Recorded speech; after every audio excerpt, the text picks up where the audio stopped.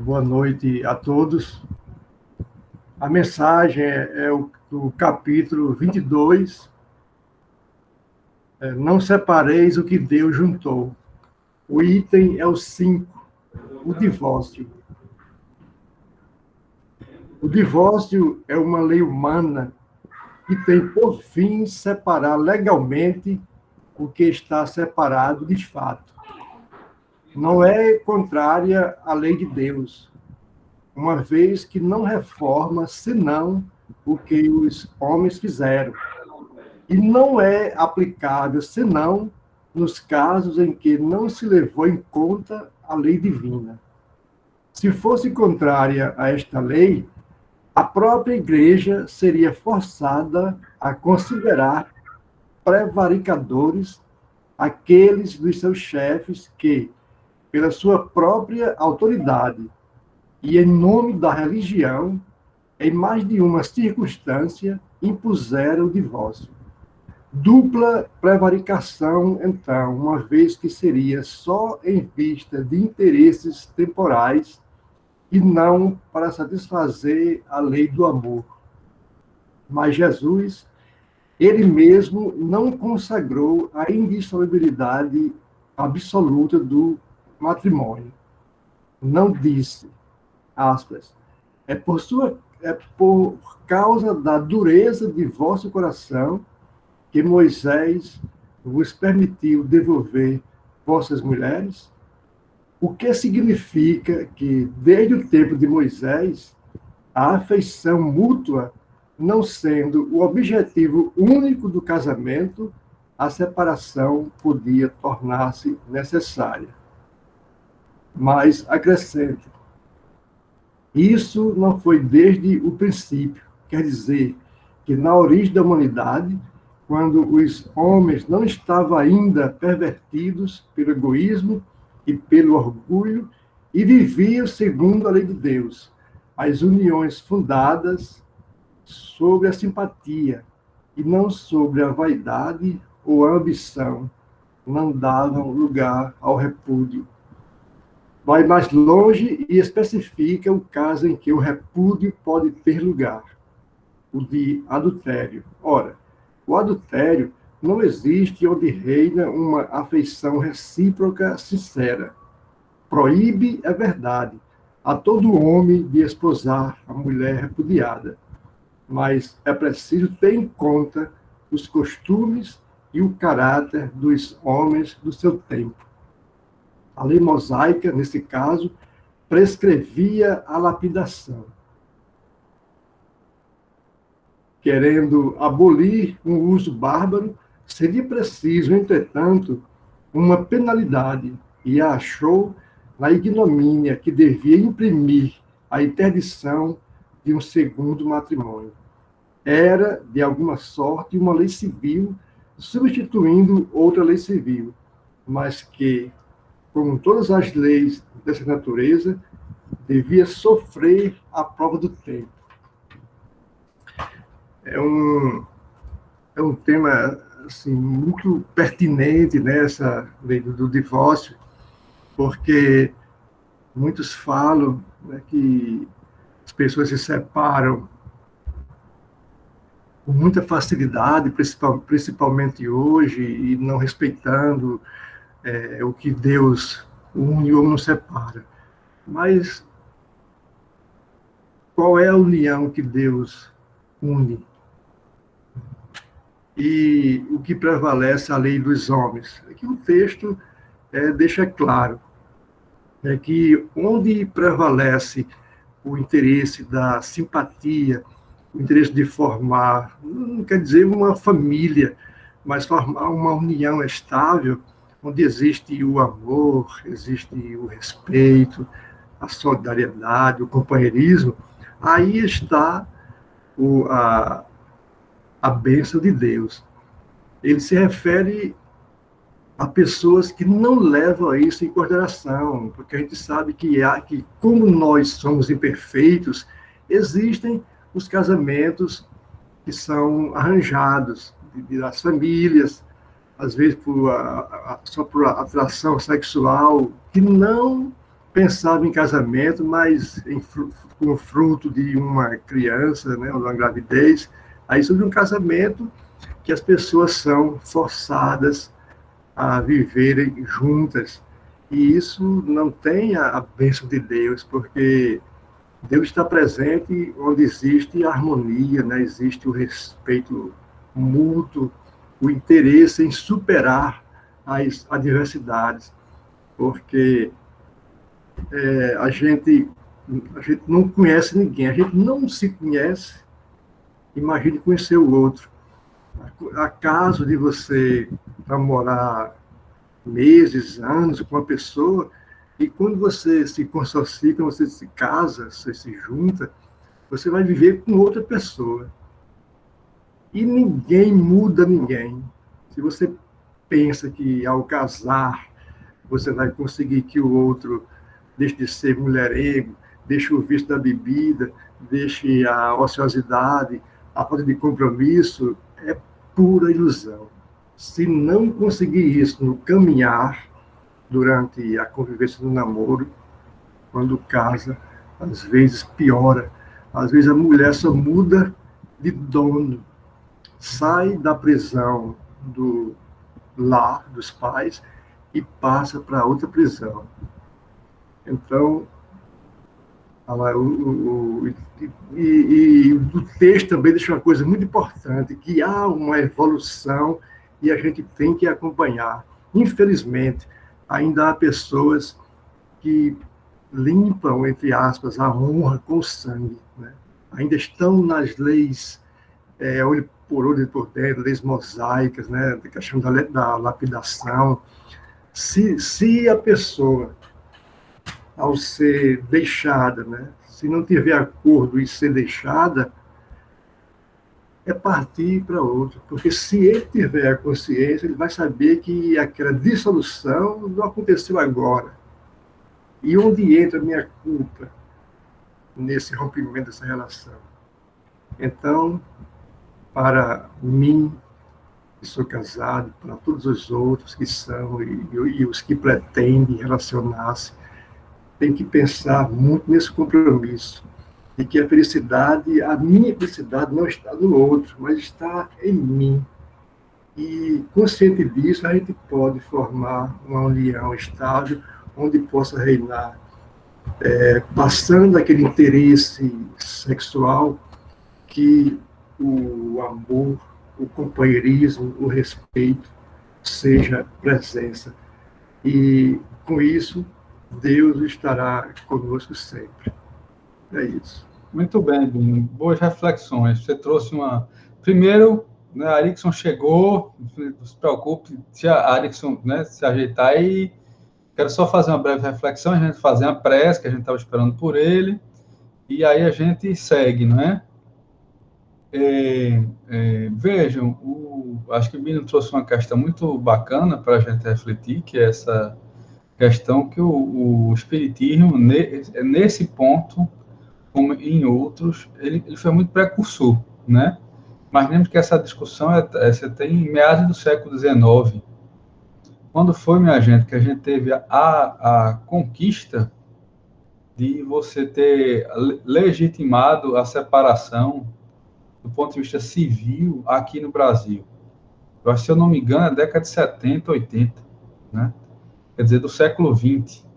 Então, vocês vejam que foi mais de um século depois dessa discussão que o Kardec traz, né? Isso é uma coisa que os espíritos já vinham apontando, né? Ele traz argumentos aí, porque se a gente imaginar, eu sou de uma geração, os jovens há mais tempo aqui vão se lembrar disso, mas eu sou de uma geração assim que, se hoje as mulheres, quando se separam, sofrem ainda preconceitos, eu sou de uma geração que, Ave Maria, principalmente numa família que era dominantemente católica, ou religiosa, de forma geral, a separação era, assim, um negócio, era um evento vergonhoso, né? E aí, se você tem hoje todo o preconceito ainda, imagine naquela época.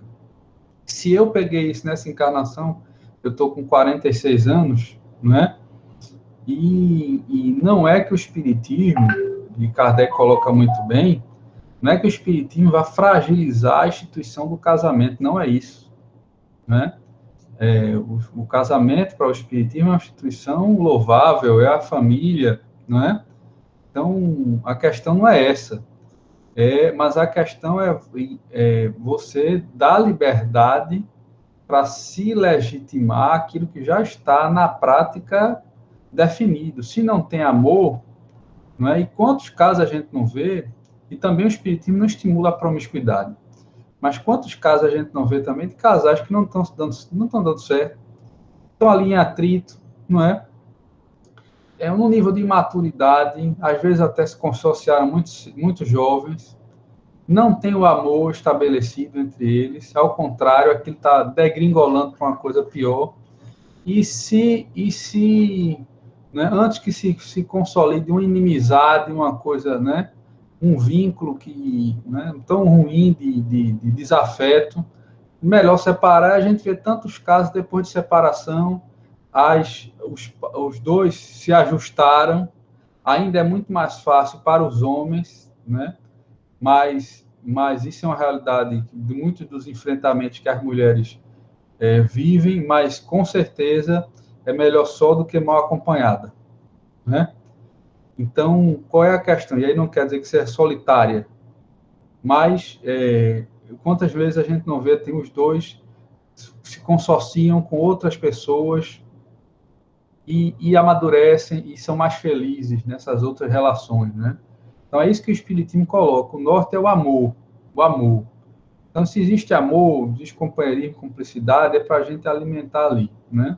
É lógico que existem casos que a pessoa opta ter um companheiro difícil e por amor ela fica, ou ele fica, por amor, não é? Mas o amor está alimentando ali. O companheiro ou a companheira está passando um problema ali, uma dificuldade, tem aquelas características, mas tem o amor ali. Quando há a ausência do amor, que se a pessoa não ama, não é forçada ou forçado a, por exemplo, suportar torturas morais, físicas, não é, né? Então, isso Deus não abençoa isso, né?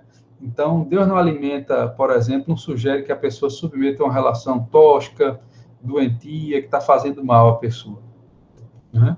Então, a questão não é simples de ficar ou não ficar. Pensemos nisso. Separar ou não separar. A questão é se separe por amor, a você e ao outro.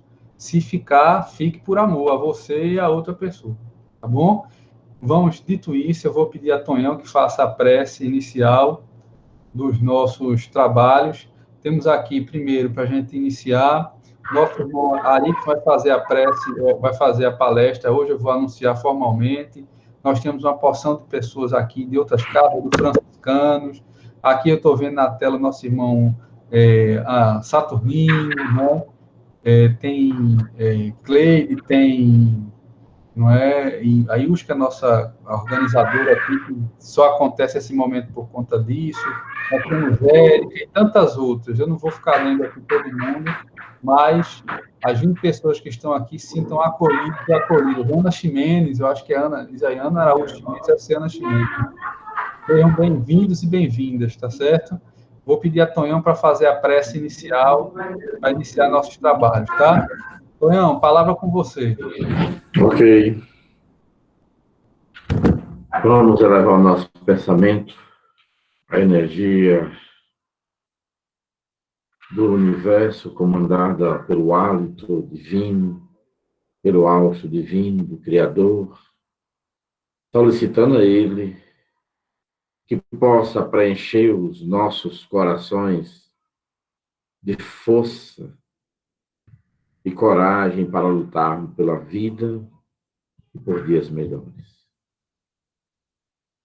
Mas peçamos muito mais, que cada um de nós se transforme no alto divino, na vontade divina para todos aqueles que estão mais necessitados que nós.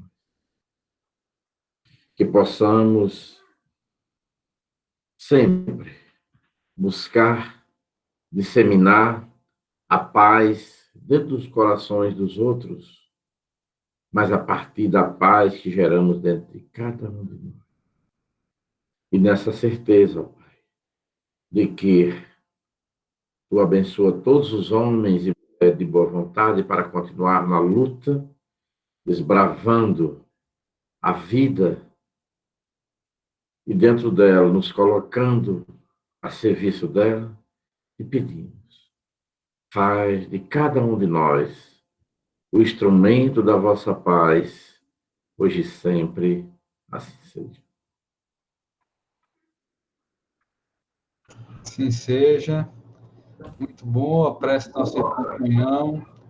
Vou fazer aqui, nós estamos com o nosso irmão Arikson, prata da casa, né, lançado aqui em plena pandemia, nosso palestrante do Franciscanos, e hoje nós temos, o tema é o seguinte, a fé racional num futuro melhor, na visão espírita. Tá certo? Com a palavra, nosso irmão Arikson, agora que eu vi também que a Adriana está conosco, uma série de pessoas. Fé racional, na visão espírita. Arikson. Boa noite, pessoal. Boa noite a todos. Peço desculpas pelo meu retardo. Eu tive um probleminha aqui de ordem técnica. Na verdade, eu não sei mexer no danado desse computador. Eu fico tentando arrumar os textos aqui e eu escangalhei tudo e tive que tentar botar na ordem cronológica da nossa conversa, né? Eu não me vejo como palestrante, eu sou mais um conversador, né? E palestrante é o Antônio Fernandes, que sabe essas coisas todas, né? Sabe muito da vida alheia, é o palestrante. Eu sou só um conversador. É o nosso irmão Quirino, André, né? Mas eu gostaria de começar a nossa conversa retomando a palavra de vocês a respeito da importância do amor na nossa vida e as convicções que a gente deve ter em carregá-lo, não ostentá-lo. Carregar no sentido de conviver com ele, né? O amor está muito além da nossa mera compreensão mundana, né? Afinal, eu acho que dentro da literatura, quem definiu melhor a expressão do amor foi Paulo, sua carta aos Coríntios, né? Que ele fala da soberba humana. Se fosse rico, se tivesse todos os poderes, se fosse um Fausto da vida e pudesse saber de tudo, né? Ter essa vaidade de ter o conhecimento absoluto sobre tudo e sobre todos, mas se ele não tivesse a coisa simples, singela, que é o amor sem interesse, sem soberba, sem angústia, sem angustiar, de nada adiantaria. E foi esse amor que Cristo nos ensinou e vem tentando nos vocacionar, né? E a partir dele a gente tenta aqui construir nessa conversa uma compreensão do que vem a ser a fé raciocinada dentro de um dogma mais voltado para a razão, desprendida da megalomania, né, de estar achando que fulano é Deus, que ele vai obrar milagre. E o milagre está em nós mesmos, que nós somos o milagre. Nós somos o sal da terra, já nos disse o Cristo, né? Então, a fé na vida futura, essa certeza que nós, espíritas, dizemos ter, mas que poucos compreendem, né? Ela está muito presente nas palavras de Jesus Cristo. Ele claramente se refere ao futuro da vida espiritual do homem, apresentando essa certeza em todas as circunstâncias de seus ensinamentos, né? Para que nós construamos como objeto de futuro a partir dessa preocupação, que deve ser a primeira, o mais importante, deve ser o foco de nossas vidas, né? As máximas de Jesus Cristo, todas elas nos encaminham para esse princípio, né? Então, já no capítulo 2 do Evangelho, aqui eu fiz uma colinha, porque eu não sou pastor evangélico, para saber tudo decorado, né?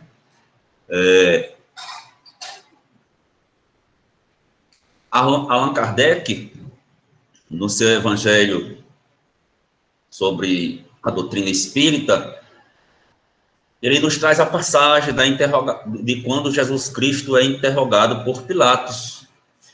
E aí, Pilatos, que era prefeito daquela região, e naquele momento, já na condição de juiz, pergunta a Jesus Cristo: sois o rei dos judeus? E Jesus Cristo é preciso. Ele demonstra já nessa primeira fala dele que o reino dele não está ligado ao mundo material, não está ligado a essas vicissitudes mundanas da vida. E aí ele diz de forma muito simples: meu reino não é deste mundo. Isso está em Evangelho de João, né, no capítulo 28, olhando aqui minha colinha.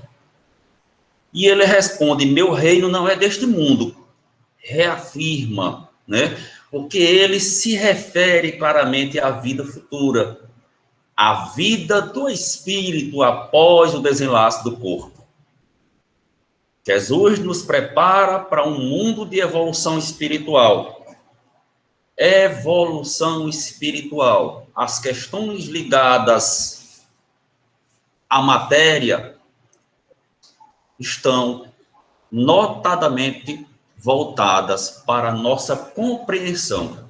E aí vem todos aqueles princípios filosóficos, né, de Rousseau, da nossa interação, a necessidade que nós temos de interagir, de conviver, de compartilhar, de coabitar, coexistir uns com os outros. Estabelecer essa relação de paz e harmonia, mesmo dentro dos pequenos momentos de tribulações, né? Nós temos um outro exemplo dessa convicção que não nos deixa dúvidas a respeito de uma vida além projeto Terra, além dessa nossa condição de existir na condição humana, de terráqueo, né? Lá no Sermão da Montanha, ele promete, durante as bem-aventuranças, né? Ao Sermão das Bem-aventuranças, a felicidade aos sofredores em geral, né? Porém, essas bem-aventuranças não estão ligadas à materialidade. Elas estão ligadas à promessa de uma vida futura, portanto, espiritual. Questão da evolução moral, que está intrinsecamente ligada à evolução espiritual do ser, né? A grande maioria daquelas pessoas, e também de nós ainda hoje, acreditamos que a bonança daqueles que herdarão a terra está voltada para a questão da materialidade, né? Ascender socialmente e ascender moralmente, materialmente. E aí a gente aposta nessa vocação e esquece das questões morais, das questões que Jesus efetivamente falava, que era da evolução do espírito. E nós, enquanto seres com possibilidades divinas, né?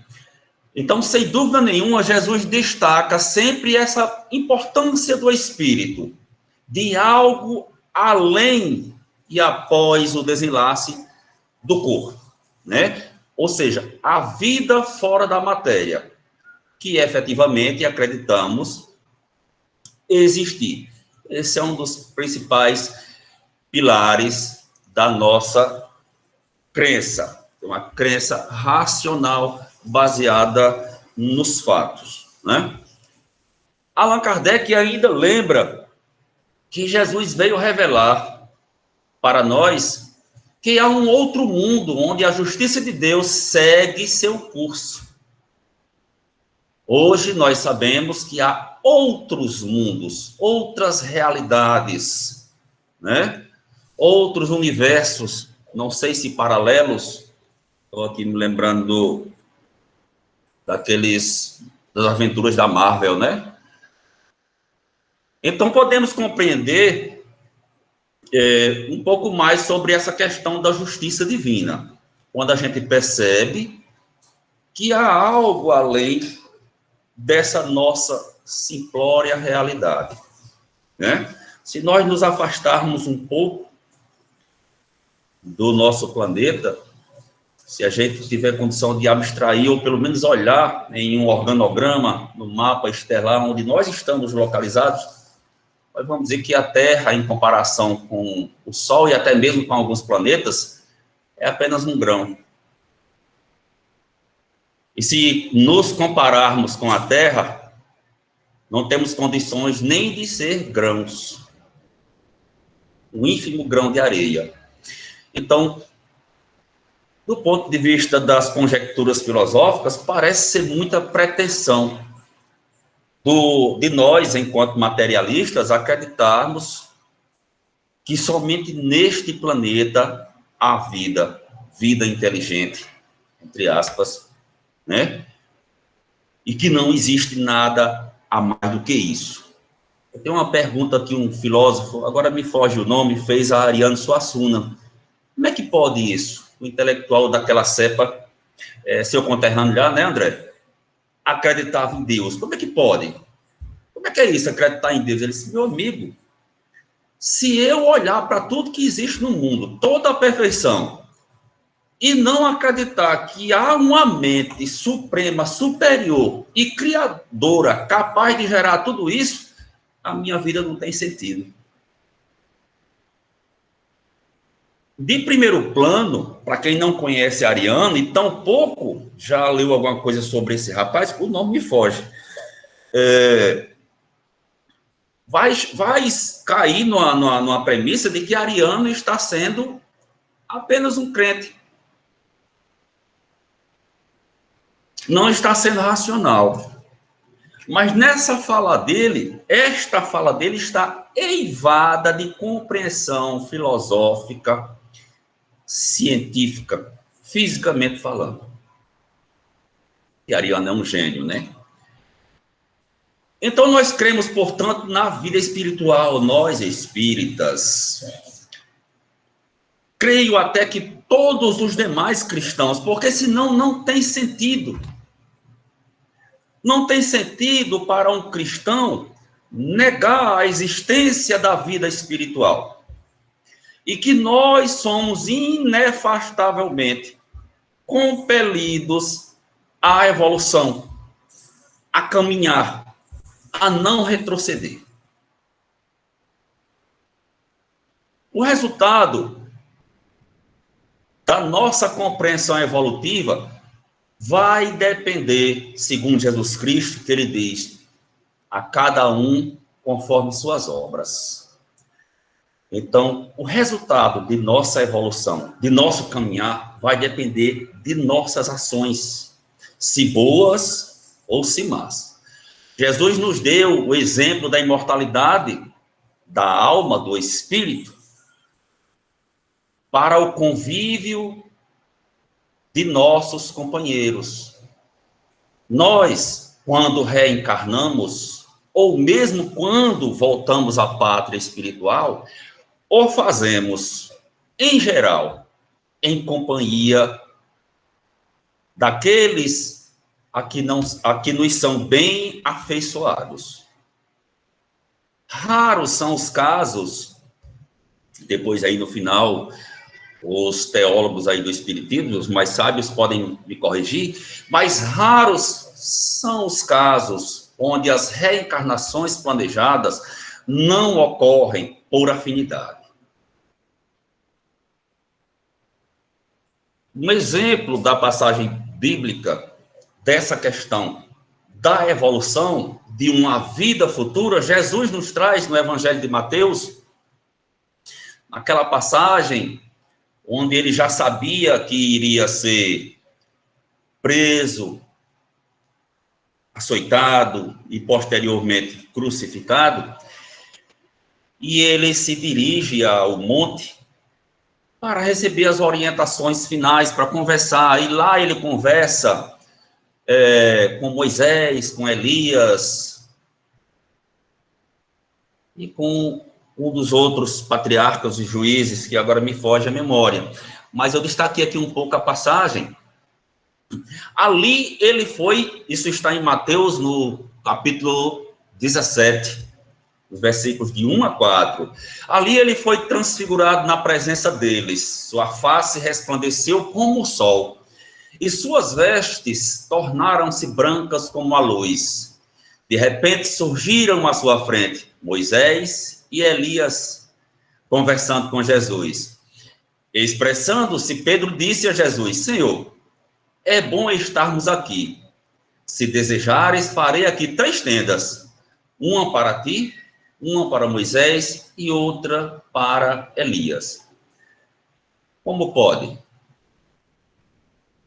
Nós temos aí 2 historiadores, o mestre Bini e o mestre André, que podem estabelecer uma ordem cronológica em termos de anos, né? Eu creio que deva ter sido uns 100 anos, uns 150 anos, que esse povo veio antes de Cristo. E morreram. Não tem como.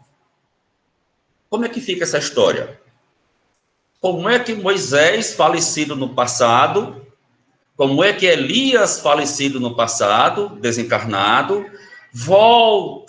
de volta para o futuro, para conversar com Cristo? Nós temos um paradoxo que a maioria das religiões não conseguem sustentar, ou se desvencilhar de seu conceito estabelecido. Continuando em Mateus, já nos versículos 12 e 13, eu, todavia, vos afirmo, Jesus explica para os seus apóstolos, Elias já veio, mas eles não o reconheceram e fizeram com ele tudo quanto desejaram. Da mesma forma, o Filho do Homem irá sofrer nas mãos deles. Os discípulos, então, entenderam que ele falava de João Batista, que havia falecido.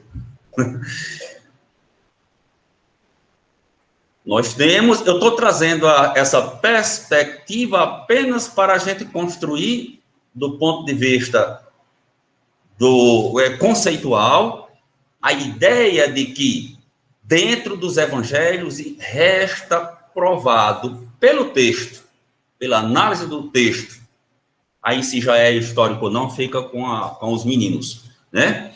Que a reencarnação é fato. Se a reencarnação é fato, significa dizer que o espírito evolui, que o espírito caminha. Se ele nasce e renasce, é porque a ele é dado viajar no tempo, por assim dizer, né? Em Lucas, no capítulo 23, e disse Jesus: Senhor, lembra-te de mim quando entrares no teu reino. Isso é a história já do crucificado. Aquela história do rapaz que cometeu toda sorte de crimes e na hora da morte creu. Não é creu, viu, Bino? É creu. Ele acreditou que Jesus Cristo era o Filho de Deus, era o Senhor reencarnado, era uma mente e um espírito superior. Aí Jesus, e ele diz: Senhor, se é verdade tudo que dizes, lembra-te de mim. Jesus responde: em verdade te digo que hoje estarás comigo no paraíso. Vamos atentar para esse verbo, estarás. É um verbo voltado para uma ação que vai ocorrer no futuro. Tudo bem, é hoje, mas não é agora. É mais tarde, é hoje ainda. Mas vai acontecer no futuro. Prova de que, em fração de minutos, segundos, não tenho a compreensão de o porquê de tudo isso, aquele cidadão ascendeu. Aquele cidadão reconheceu-se em erro. Aquele cidadão vocacionou-se ao certo, ao justo e ao bom. Tudo na imagem do Cristo. No Salmo 22, lá no versículo 27, isso eu estou falando do Antigo Testamento, lá em Davi, o grande salmista, toda a terra se converterá, futuro. Estamos falando, Davi, talvez de uns 300 ou 600 anos. Ao Senhor, e todas as nações adorarão a sua face. Nós temos uma ideia de materialidade, mas, de novo, o salmista se refere às questões espirituais. No Salmo 23, que é um dos meus preferidos, ele diz, já no finalzinho, no último versículo, sexto, salvo engano, que aqui eu esqueci de anotar. Sei que a bondade e a fidelidade me acompanharão todos os dias da minha vida, e voltarei à casa do Senhor até o fim dos meus dias. Futuro, evolução. Quando eu não mais estiver na carne, eu voltarei à casa do Pai. E Jesus nos diz, há muitas moradas na casa de meu Pai. Então, nós, com essa pequena passagem do que foi dito até agora, nós rememoramos os conceitos e as ideias trazidas por Kardec quando da codificação da doutrina espírita, né? E aí nós vamos entrar agora na questão da fé racional, da fé raciocinada. Vamos entender melhor como é que funciona isso. Tomara que eu consiga vislumbrar alguma coisa para que a gente possa ter uma compreensão mais precisa, pelo menos mais aproximada dessas nuances. Por que precisamos de fé? Nós começamos com uma pequena indagação a respeito disso, né? A fé, gente, é uma prerrogativa para a felicidade, em especial a felicidade no futuro. Ninguém tem fé para dizer, confio em Jesus que ontem eu tive na Mega Sena. Passou. Você aprende com o passado, mas não tem fé de ações que possam acontecer no passado. Isso é impossível. Né? Em outra ideia, nós precisamos saber por que precisamos de fé. Por que precisamos de fé?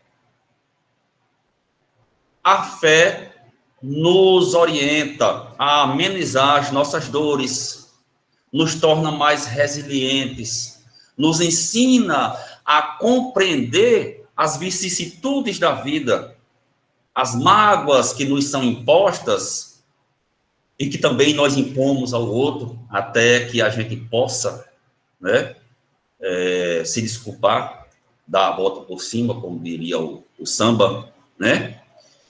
A fé nos orienta, nos capacita, nos prepara para que nós possamos realizar os nossos feitos, que sejam grandes, que sejam pequenos.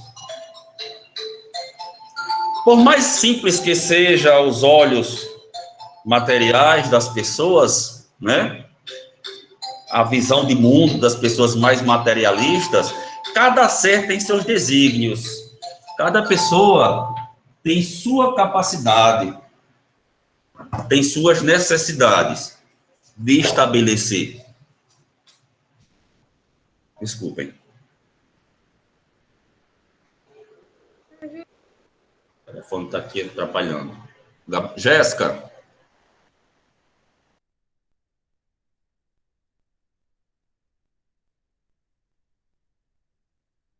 Pessoal, só Alisson caiu um instantinho, vamos esperar que ele vai voltar, tá bom?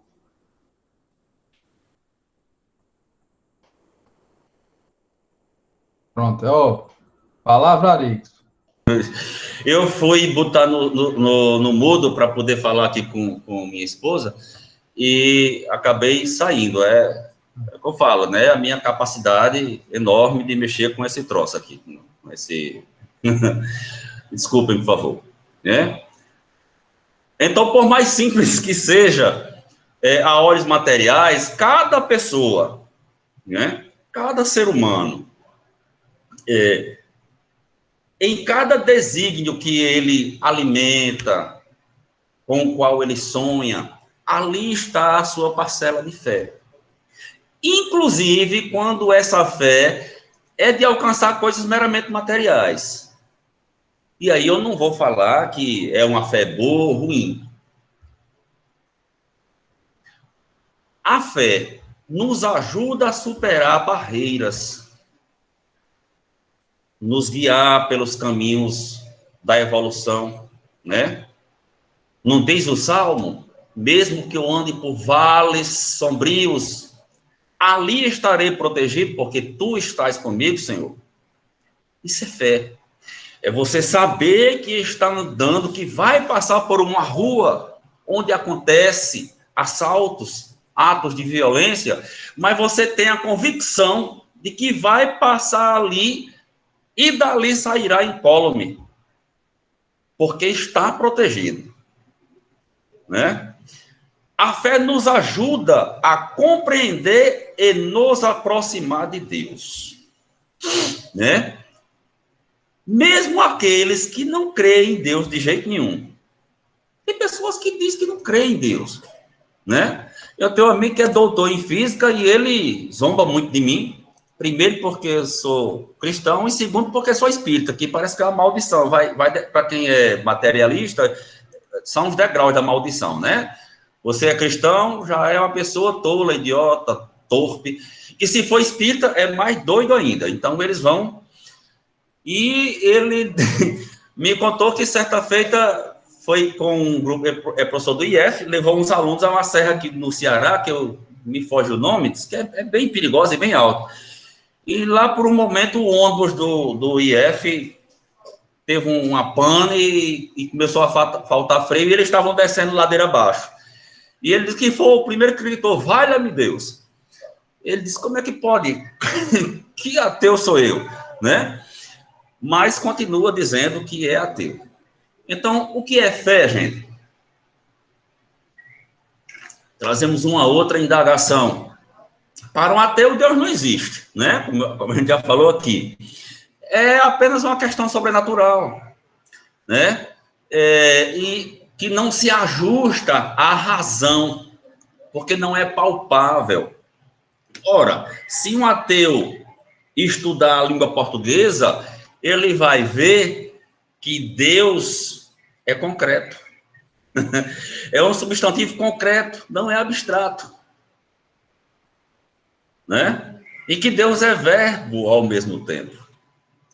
Porque ele é ação. Se ele é ação, ele é um fenômeno de energia pura. Portanto, a física se justifica como ciência só na palavra Deus. Não existe essa ideia para o ateu, é uma criação da necessidade humana, né? E aí vem os filósofos de plantão, vem o Nietzsche e outros tantos aí que adoram dizer que Deus é apenas uma necessidade da idiotia humana, e enfim, né? Nosso candidato está colocando uma observação aí interessante, né? Para um crente, o crente mesmo, aquele, né, que lê a Bíblia, segue os mandamentos, mas não reflete bem, e eu digo isso sem querer ofender ninguém, né? Até porque nós fazemos isso também. Nós não somos racionais 100% do dia, de nossas horas, né? Mas para o crente ter fé é confiar nos desígnios celestiais, né? Tudo está na mão de Deus. Mulher, entregue na mão de Deus. Não, isso vai dar certo. Entregue na mão de Jesus e de Maria Santíssima que você vai ver. O seu boi vai aparecer. Segundo o dicionário, eu não posso me furtar a isso, fé é convicção intensa e persistente em algo abstrato que para a pessoa que acredita se torna verdade.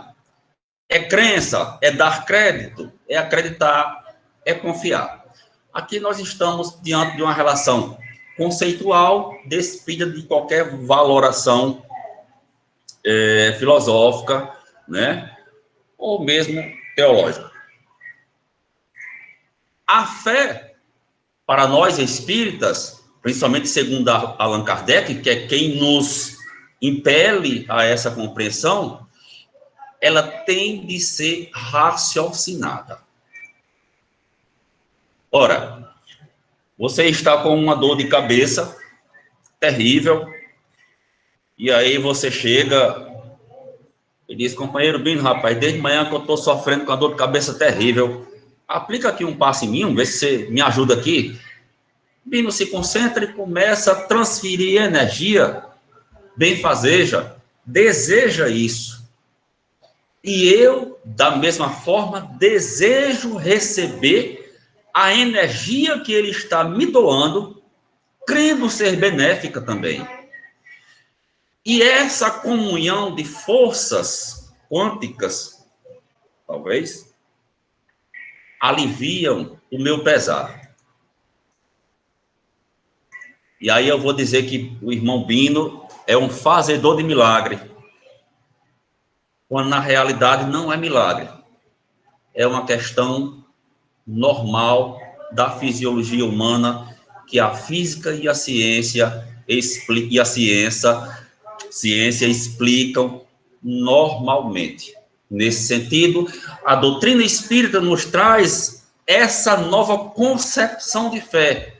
Joga por terra a mera crendice de que botar a água em cima do rádio ABC, canarinho de ouro, lembra disso, Bino? É do seu tempo de Tonhão. Né? Após a missa do padre, se eu tomar aquela água, eu vou ficar bom. Meu diabetes vai desaparecer, todos os meus problemas serão sanados. Efetivamente, dada a intenção de um e de outro, isso pode acontecer. A fé se justifica. Agora, se ela é raciocinada ou não, nesse caso, é que a gente precisa aprofundar-se mais, né? A fé raciocinada que o Espiritismo prega, coloca em choque, essa crença na fé, simplesmente, daqueles sortilégios, né? E algumas religiões tanto pregam. Pegar um pedacinho da cruz de Jesus Cristo, eu acho que se fossem remontar todos os pedaços de cruz de Cristo que venderam, desde que quando começaram a fazer isso, e até hoje ainda vende, tem uma igreja, eu não sei onde é, parece que é em São Paulo, que é do Pai Santo, Pai Eterno, sim, que eles vendem as relíquias ainda, os pedaços de cruz. Eu imagino que essa cruz, onde Jesus foi dependurado, deve ter uns 3.000 metros de altura, uns 45 metros de largura, né? E Jesus deveria ter sido um homem com uns 200 metros, por aí, mais ou menos, né, de comprimento, porque para caber nessa cruz. Mas as pessoas acreditam que são salvas de determinado perigo, têm um livramento porque andam com crucifixo, porque andam com um pedaço da cruz do Cristo, porque andam com uma tampa de garrafa no bolso, um pé de coelho, né? A doutrina espírita nos traz a convicção de que isso é mera superstição, porque está fora do arcabouço da racionalidade da fé, como expansão natural da vida e do ser humano, né? Um exemplo disso são que nós temos da explicação, por exemplo, daquelas mesas girantes, quando começou o surgimento da doutrina, né? Que inclusive Kardec foi um que foi para, ele era um cientista, lógico, foi para comprovar que tudo aquilo era lorota. E aí, através de perguntas, né, de investigações, de várias observações, chegou-se à conclusão de que aquele fenômeno não era efetivamente meras conjecturas ou enrolação, porque as mesas respondiam a perguntas com lógica e racionalidade, alguns toques que davam, aquelas pancadinhas todas que nós precisamos voltar a ler aquilo com maior cuidado para poder compreender essa questão do raciocínio, da razão, da compreensão da fé, que ela se dá com exemplos práticos, e não pode ficar na mesmice de achar que porque anda com a Bíblia, nenhum mal vai acontecer. É preciso compreensão, é preciso vivência, né?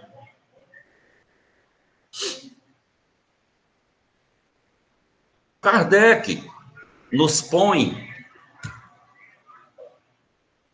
uma orientação prática para compreendermos o que é a fé raciocinada. Como é que ela existe? De que forma ela pode ser experimentada? Né? Então ele diz, ele faz uma aposta. Quando ele diz, ora, se você se deparar diante de uma situação que a doutrina espírita, que a espiritualidade, através de seus ensinamentos, não possa justificar, explicar de forma racional, mas a ciência o fizer, fique com a ciência. Quando a pessoa se coloca dessa forma, ele nos está trazendo à baila a condição de ter certeza daquilo que defende. Porque ele já experimentou, porque ele já investigou, porque ele já submeteu todas aquelas emanações ao crivo da ciência. E volto a dizer, Kardec era um homem de ciência, né? Para compreender Deus do ponto de vista da fé, tem a questão 3 do Livro dos Espíritos, quando ele pergunta, pode-se dizer que Deus é o infinito? Ele tenta fazer essa colocação, creio, e volto a dizer, não tenho subsídios o suficiente para dizer que foi mais do que isso ou menos do que isso, mas creio que ele tentou experimentar o espírito com quem conversava. Veja que eu estou dizendo com quem conversava, porque é uma personalidade, e não com o qual conversava. Pode-se dizer que Deus é o infinito? Aí ele diz definição incompleta. Pobreza da linguagem humana. Insuficiente para definir o que está além de sua inteligência. Nós, seres humanos, não temos ainda uma compreensão precisa da grandeza de Deus. Posto que não, nós terráqueos, né? Nós terráqueos.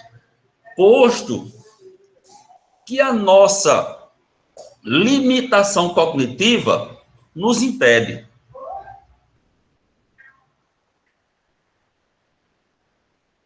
Daí, nós nos pegamos com a ideia da prática da fé, da importância dessa prática, e que poder essa fé tem, não no sentido bélico, não no sentido da superioridade, mas que poder benéfico a fé pode trazer para nós, né? Então, quando Kardec lançou a codificação da doutrina espírita, em 1863, salvo engano, né? Ele descreve a fé usando um texto bíblico, né? Aí eu fiz aqui a citaçãozinha, ele cita Mateus, né? Fala daquela passagem do homem que buscou Jesus Cristo para curar o filho que estava assodado por espíritos maus, né?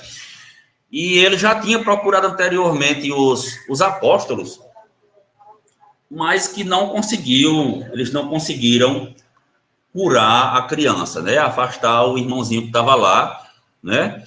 E aí Jesus chama a atenção dos discípulos, quando ele diz, se tiverdes fé do tamanho do grão de mostarda, vocês seriam capazes de transportar até uma montanha.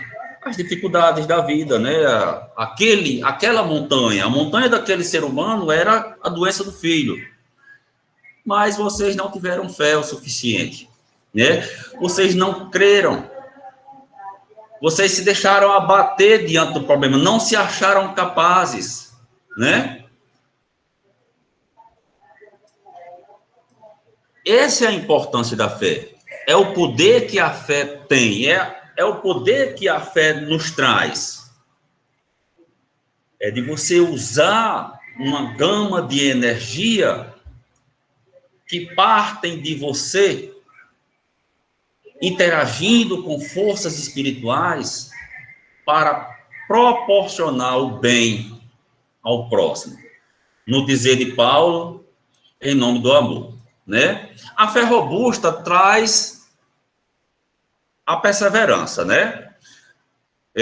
A fé vacilante, foi o caso dos apóstolos aí, faz a gente fracassar. E quantas pessoas não deixaram de alcançar uma situação melhor na vida porque não tiveram fé, não ousaram acreditar. E veja bem, eu não estou falando da questão da materialidade, porque eu creio que prosperar não seja pecado. Querer viver bem, querer viver melhor, estar numa condição melhor, não é pecado. Pecado é você fazer disso um ponto de ostentação, né? Ainda Kardec, eu cheguei atrasado, então vou comer mais um tempinho, viu, gente? Kardec ainda alerta que é necessário não confundirmos a fé com a presunção. A fé com a presunção. Gente, é muito comum as pessoas chegarem em centro espírita e quando a gente vê o problema do irmão que está sendo trazido para uma prece, um evento, a gente imediatamente, por medo, ou talvez, pegando o exemplo dos apóstolos, eita, rapaz, isso aí não é comigo, não. Isso aí não é comigo, não. Tem que ser com um cabo com espinhaço bem largo. Aí chama Tonhão. Tonhão, vem cá, isso aqui é para você, Tonhão. Ó, me ajudar aqui, irmãozinho. A sua reza aqui é que é a boa, aqui é a forte, né? O importante é o serviço. O importante é servir. A fé deve ser voltada para isso. A quantificação da fé é o serviço, é o servir. Afinal, o próprio Cristo nos dá as receitas. São várias as receitas, mas no quesito da fé, ele diz muito claramente: aquele que mais é humilde, né, mais é servido. Não é isso? Quanto mais grande você é, mais maior, como dizia no meu tempo, mais deve servir. Veja bem, ele era o arquiteto da nossa galáxia. É o responsável pelo nosso plano, pela nossa evolução, pelo nosso cuidar, pelo nosso caminhar. Ele, no dizer católico, é o Filho unigênito, é o Deus reencarnado. E ele veio para servir. E esse ensinamento dele vai se completar do ponto de vista teológico e também filosófico na carta de Paulo. Porque Paulo era doutor. Paulo era autoridade. Paulo era rico. E ele viu que de nada disso ele tirou proveito. Ele só alcançou a grandeza verdadeira, e agora, foi o que eu fiz aqui, quando ele passou a servir. Quando ele vestiu a roupa da humildade, do amor, né? O poder da fé modifica em gerações magnéticas. Magnéticas. Ora, tem aquele pessoal do Círio de Nazaré. Rapaz, é uma cena quase que dantesca. Você vê aquela ruma de gente, os cabas colados um no outro, as mulheres só pingando. Aquilo lá deve dar uns 40 graus, juntando o calor humano com o calor do ambiente. É úmido. E aquele povo, muitos deles saem meramente aliviados por uma catarse. Mas outros são aliviados do fardo dos seus sofrimentos porque acreditou de forma racional que ali estava o descarrego para os seus tormentos, né? Então, o homem age através da fé sobre o fluido universal que pode impulsionar qualquer coisa. Fluido universal. Essa questão fluídica das energias que são manipuladas pela fé, pelo homem e pela espiritualidade concomitantemente, estão muito claramente explicadas nas obras de André Luiz, também nas obras de Manuel Filomeno de Miranda, né? Quando a gente tem uma compreensão. Ora, antes, quando eu lia algum livro espírita, eu lia do ponto de vista meramente do passatempo, né? Não, isso aqui é um romance espírita. Depois eu fui ver a verdade da ciência por trás dos textos. Então eu comecei a fazer uma outra leitura, né? E por sinal, André, eu fui submetido a um verdadeiro massacre essa semana de leitura para poder fazer essa nossa conversa, né? Tonhão me arranjou aí uns 8 livros, que ele é sempre muito comedido nessas coisas, né? Uns 8 livros para eu ler, e eu saí aqui tateando, junto com os meus trabalhos de escola, porque a gente está dando aula online, rapaz, e tem sido terrível, né? Mas a gente chega lá. O detalhe da questão da fé é que ela não prescreve. Eu achei isso o máximo, sabe? Ela não prescreve. Também não se impõe, né?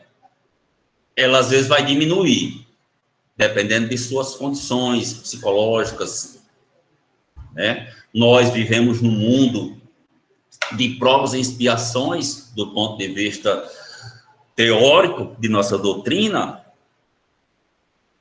e temos nesse agir cotidiano que interagir com as vicissitudes da vida, com as dificuldades, com os tormentos, né?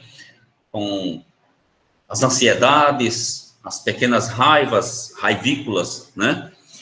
E aí você vai, às vezes você se pega aborrecido com uma montanha do tamanho do mundo na sua frente, mas quando você dá aquela freada que analisa o problema de forma racional, então você resgata todo o seu conhecimento, você resgata o bom senso, você sai do senso comum, né?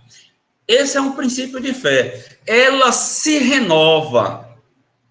E não é sempre que a gente necessita, não. Ela se renova necessariamente.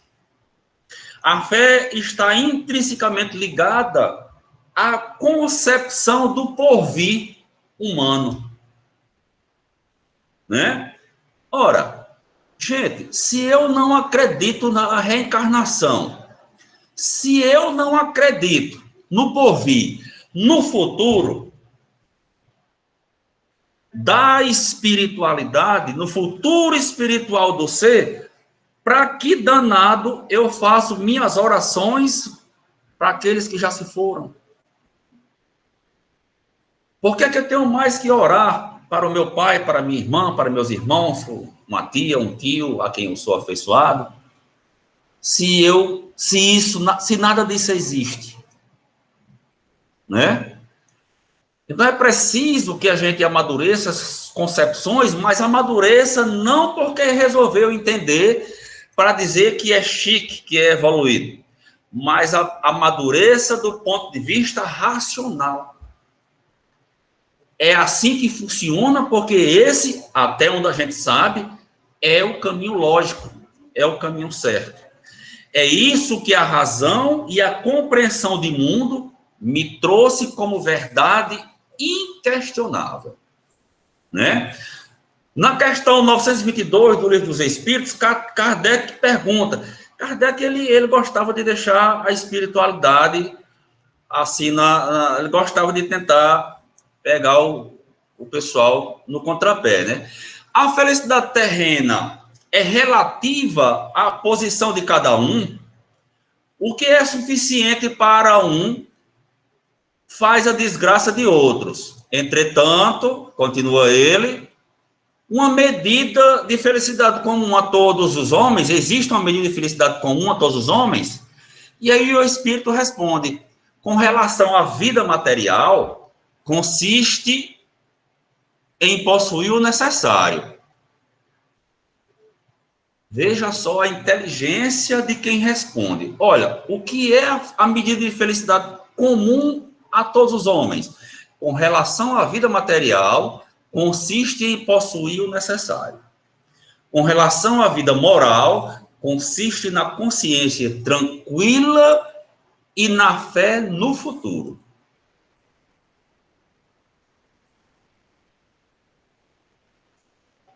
Hoje eu estava assistindo uma apresentação feita por Ana Ximenes e ela tocou nesse ponto. Embora o estudo seja um pouco voltado para um outro aspecto. Nós devemos fazer o que é certo porque é o certo a ser feito. Nós não devemos andar na linha por ter medo de ir para um umbral, não. Entendeu? Então, tem muita gente que acha, não, eu não vou trair minha esposa, eu não vou beber, eu não vou fumar, eu não vou fazer essas coisas erradas, porque eu tenho medo de ir para o inferno. Então, gente, isso não é fé. Perceberam agora os conceitos? A diferença entre fé raciocinada e a fé meramente mitológica? Aquela fé do medo, do Deus que castiga, do Deus que impõe terror, lá do Deus dos exércitos, aquele que mandava tocar fogo em todo mundo, né? Então, não devemos julgar ou impor outrem a ter fé. Não, né? A fé, ela é adquirida pela exemplificação, né? Através do ensinamento valioso, através de conceitos morais, né? Que vai impulsionando, mas não é impondo, impulsionando você a fazer o certo, porque é o certo a ser feito. Eu estava ouvindo uma palestra hoje de manhã daquele, eu não sei se o nome dele é Mário Sérgio Cortella, que é um cara que eu acho interessante. Ele tem muita... E ele estava discutindo com outro sujeito. Ele falou, olha, se Deus, o princípio cristão de fé, que é explanado inclusive por Agostinho, é de que Deus é onipotente, onipresente e onisciente. Mas que acima de tudo isso, Deus é puro amor. Então, se Deus está em todo canto, sabe de tudo, né? e conhece tudo, tudo. Ele está nessas 3 condições. E se Deus sabia que ia me fazer, e que eu ia passar a minha vida toda errando, e no final eu ia para o inferno, isso não é uma contradição, gente? Então, que diabo ele me fez? Ele até disse isso em tom de brincadeira, porque quem estava entrevistando era um padre, né? Aí está a grandeza dos ensinamentos de Jesus Cristo. Porque Deus e a doutrina espírita explica isso como nenhuma outra religião, nos fez para a felicidade. Deus nos fez para a evolução. Mas ele nos dá uma ferramenta de opção. Ele nos dá a condição de escolher como e quando e de que forma nós chegaremos a isso. O nome dessa ferramenta é livre-arbítrio. Aqui, meu amigo, essa estradinha aqui vai dar lá no bem bom. Essa outra aqui tem muita pedra, vai quebrar as ventas aí um bocado de vez, vai encontrar um bocado de farra no meio do caminho que vai lhe atrasar aí uns 200 anos. Mas você que escolhe. Mas no final, você vai ter que chegar na minha porta. E esse vai ter que chegar na minha porta não é imposição dele, não. É porque não tem outro destino para nós. Nós podemos até demorar. Né? Como diria aquele filmezinho antigo de Karate Kid, recuar sim, mas retroceder jamais. Né? E aí a gente vê que o princípio que elabora o nosso conceito, a nossa conceituação de fé, é sempre voltado para o futuro, para a evolução, e evolução espiritual. Porque a gente tem muito cara que é milionário que é muito espiritualizado. E tem cara que é pobre de Jó que é espiritualizado. E tem gente que se soca em igreja, até padre, pastor, espírita, que não tem nada de espiritualidade. Tem muita gente que arrota conhecimento, mas é só balela. Prega, mas prega como diz Jesus Cristo. Aqueles que dizem pastor, pastor, né? Ó, Senhor, Senhor, troquei agora, estou entregando os irmãos. É só da boca para fora. Se você quer conversar com Deus, faça como diz o grande poeta Gilberto Gil. Fique a sós. José, lá no Egito, fazia isso e por isso foi condenado. Né? Fique a sós. Ore, converse com ele.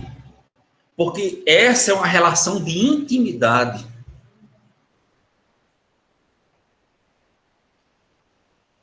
Para a fé, é preciso uma base perfeita de compreensão daquilo em que se deve crer. Não basta ver, Tomé, né?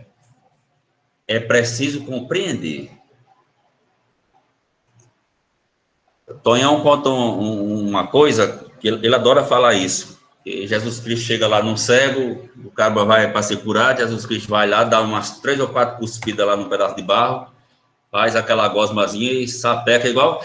Quem já fez casa de taipa, esse povo assim, Bino, André, esse povo assim, não sabe o que é isso não, mas quem já fez casa de taipa, sabe que a gente reboca a parede no rebolo, né?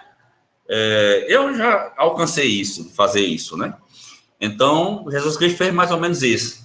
Deu lá um reboco nos olhos do rapaz, esfregou lá o dedo, e quando limpou, o rapaz estava curado. Né? E aí os apóstolos, oh, Senhor, é um milagre, como é que o Senhor fez? Eu queria estar lá, ou ter estado lá, para ver isso, que eu tenho certeza que tem que ser besta, rapaz, isso aqui é só energia. Eu usei energia, né? Doei energia, a fé dele, ele queria isso, queria ser curado, e eu queria curar. Esse Essa pantomima que eu fiz aqui foi só para dar a sugestão, como diz o malandro aqui do bairro Santo Antônio, né? Mas que curou o rapaz, né? Então tem uma explicação. E a explicação é óbvia. Gente, quem nunca chegou diante de um amigo ou de uma amiga e ela está em desespero? E só pelo fato de você abraçar, sentar-se para ouvir os queixumes dela, o sofrimento, lhe levou alívio. Energia.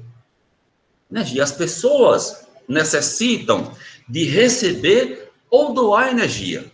Agora, compreender isso, como é que isso se processa, é o princípio da conscientização do que vem a ser fé.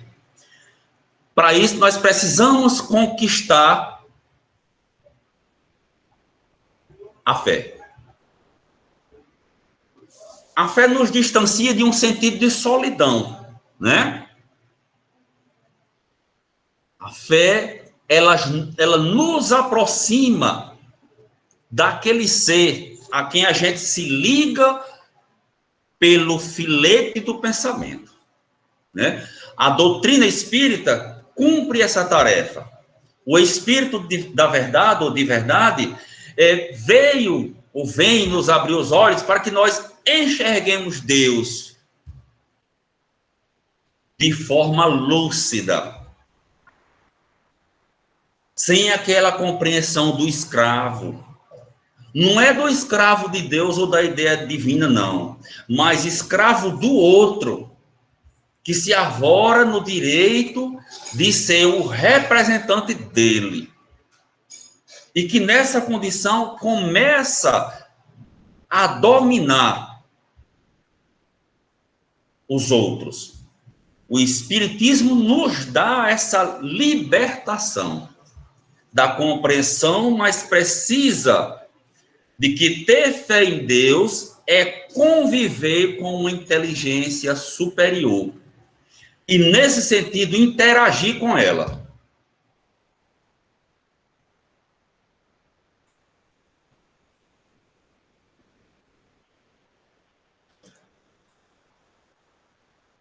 Jesus Cristo nos traz uma receita simples para a gente se manter conectado. Vou usar uma expressão muito em voga hoje em dia, né? Conectado no sistema de Wi-Fi gratuito que o Senhor nos dá.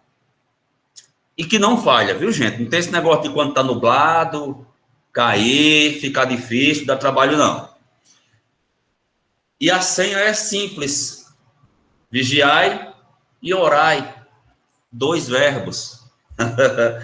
2 verbos. E ele não diz vigie e ore, não. Observe, desde o começo da nossa conversa, eu venho exaltando a importância da compreensão dos ensinamentos de Jesus Cristo, usando o verbo.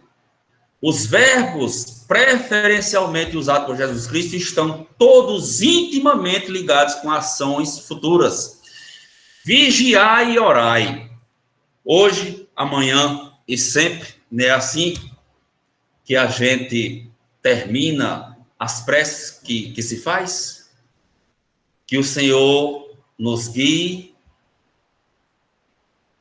leve-nos em paz para as nossas casas, que o Senhor nos abençoe, nos proteja e as nossas famílias, hoje, amanhã e sempre.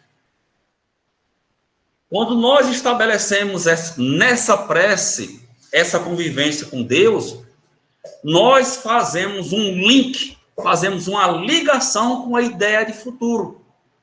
Porque a fé está intimamente ligada à nossa necessidade de evolução no futuro. A fé é um princípio básico da vida que nos liga ao futuro. Conhecer como funciona essas nuances, conhecer como se passa cada detalhe da sua vida, dentro de princípios morais, que é para isso que Jesus Cristo nos prepara, para que a nossa evolução moral neste plano nos conceda uma viagem de prosperidade no mundo espiritual. Essa é a ideia de compreensão de como devemos encarar a fé, racionalmente. Que o Senhor nos abençoe a todos e espero que não vos tenha cansado muito. Obrigado. Ei, Arikson, obrigado a você. Rapaz, Tonhão, você deu os 8 livros, vamos fazer o seminário, viu? Pois é, André. Um bocadinho mais, estava um seminário de 4 horas, viu? É, certeza. O rapaz aí é assim mesmo. Ele vai logo no limite máximo. Veja, a Arikson trouxe questões muito interessantes, né? Nós estamos caminhando para o final, para as 8h30, mas fizemos reflexões, usamos o tempo antes também, que eu e Bino, a gente se estendeu, e eu acho que cabe só algumas reflexões, assim, para pontuar algumas questões muito interessantes que o Arikson trouxe, né, de forma verticalizada sobre essa virtude, né? Eu queria dizer 2 coisas. Queria acentuar assim, uma questão que ele se referiu, que eu acho bacana, assim, né? E uma percepção que eu tive com o tempo. O ateu é uma questão de fé também, né? Ele acredita que Deus não existe, mas ele tem é uma questão de fé, de uma entrega, ele acha que Deus não existe. E ele introjeta aquilo. E eu encontro muito, viu, Arix e o pessoal, eu encontro muito assim, no meu ambiente de trabalho, tem muitos que não são ateus, são agnósticos, tem uma diferença.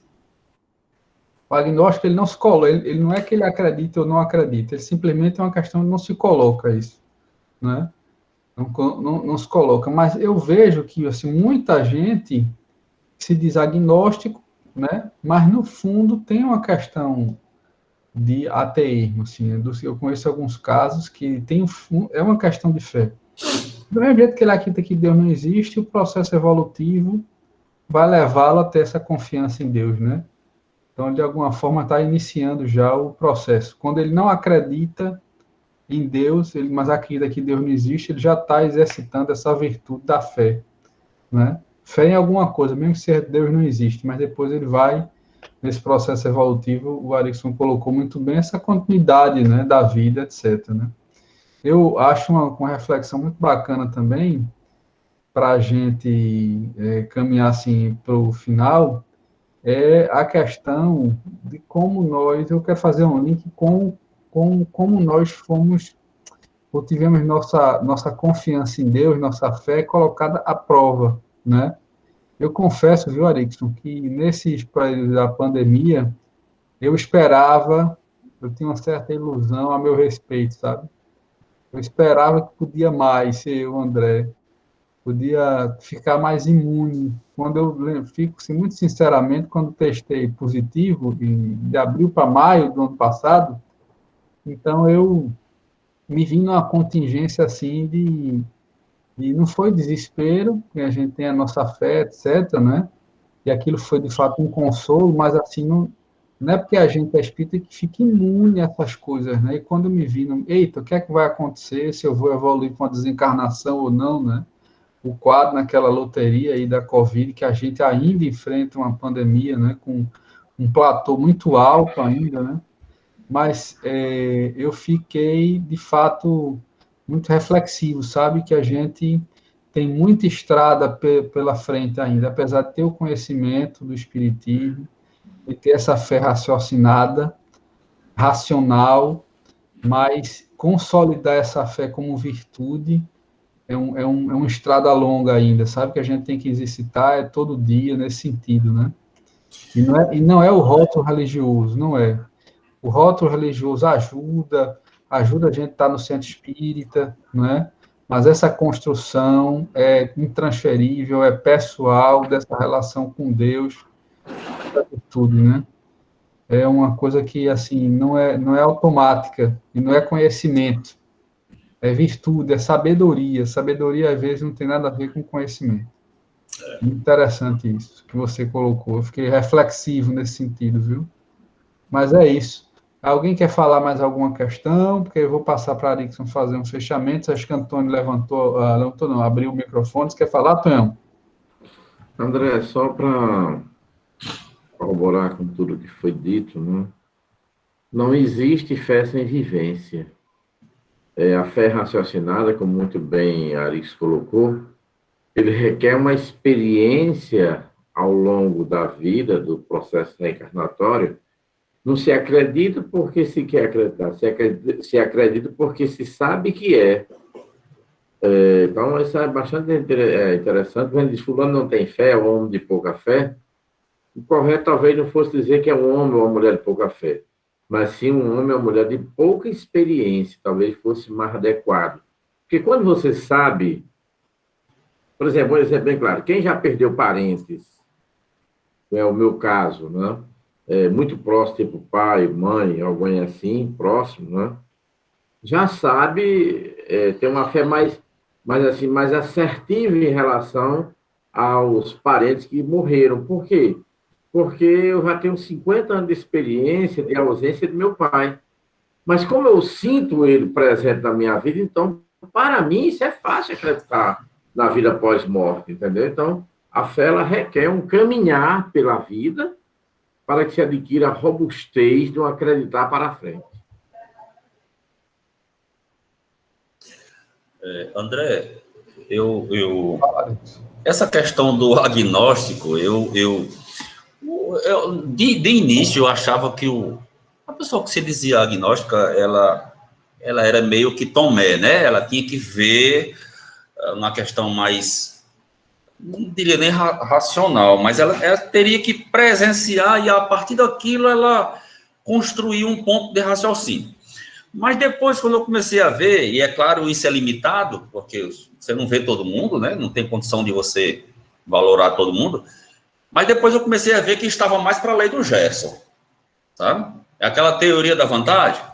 Então, quando é para dizer que é crente nessa ideia de acreditar em Deus, não o crente tradicional, então eu digo. Mas quando estou num grupo que se diz ateu, eu sou agnóstico.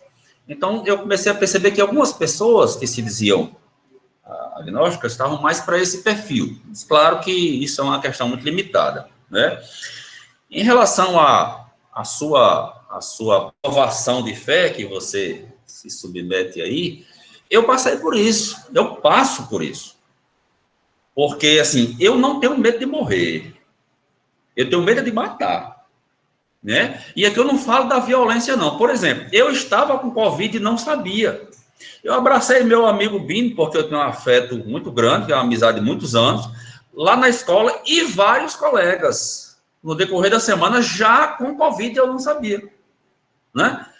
Ela não sabe disso, mas eu conversei com Ana Ximenes, toquei no ombro dela, a gente se cumprimentou, comprando uma marmita de carne para levar para casa, não sei se ela se lembra disso ainda, lá no Jucas Bar, que é o melhor churrasco de Mossoró.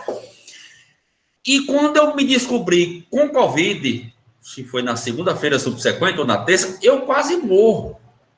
Mas por isso, porque eu digo, as pessoas com quem eu conversei, minha esposa, minha sogra, que é anciã, eu tinha pavor, eu tive pesadelos vários meses com a ideia de ter matado alguém. Entendeu? Então, assim, são essas coisas. Eu fui ao centro espírita na semana que estava com Covid, não sabia.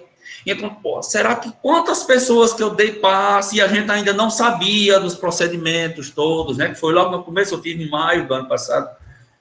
Então, tudo isso leva a gente a começar a repensar as coisas. Aí hoje, por exemplo, ontem eu estava com muita vontade de ir ao centro. Nem que seja para descascar os couros, como a gente diz brincando um com o outro. Mas eu não sei se eu estou com Covid de novo, entendeu? Eu fui doar sangue, eu sou doador já há um tempo, e depois eu fui tomar a vacina, mas eu sei que ela dá reação, e mesmo assim você fica no meio do povo. Então, são questões são questões morais. Quer dizer, Você pode até ter o receio de ir fazer o serviço, mas você também pode estar ali praticando mal, mesmo que não saiba, levando uma doença, um contágio para alguém. E olha que lá nós tomamos as medidas todas de cuidados, né, com as pessoas com quem a gente estava trabalhando, aplicando passe, ou dando palestra, enfim. Mas isso ocorre, né? Agora, em relação à fé raciocinada, a gente conversa, a gente dialoga, a gente lê, a gente tece comentários e ponderações, mas a relação, como o Tonhão coloca muito bem aí, entre teoria e prática, que é a vivência, é um universo, é um vácuo enorme que a gente precisa preencher, né? E como eu não tenho ainda vocação para cair do cavalo, igual Paulo, eu vou devagarinho aqui. Muito bem, muito bom. Muito bom, Arickson. Agradecer, né, por essas, né, excelentes reflexões. Vamos seguir, fizemos o fechamento. Vou pedir ao nosso irmão Saturnino para fazer a prece final. Saturnino está conosco. Ele estava antes, né? Só um instantinho, André. Opa, pronto. Eu desligar aqui a TV. Aqui, então, pessoal. Estava aberta a minha porta, não estava a TV ligada, né? Amado Mestre Jesus, estamos aqui agradecidos pela grande oportunidade dos esclarecimentos trazidos da noite de hoje e rogamos para que nos fortalecemos na fé a cada dia que passa e, para isso, trabalharmos os nossos sentimentos negativos de forma que tenhamos uma condição melhor e possamos nos voltar mais e mais para os nossos irmãos, buscando auxiliar, auxiliando-se e sendo auxiliado a cada dia. E que nós possamos nos fortalecer a cada instante através do exemplo, mostrando a nossa melhora e buscando a cada dia se aperfeiçoar.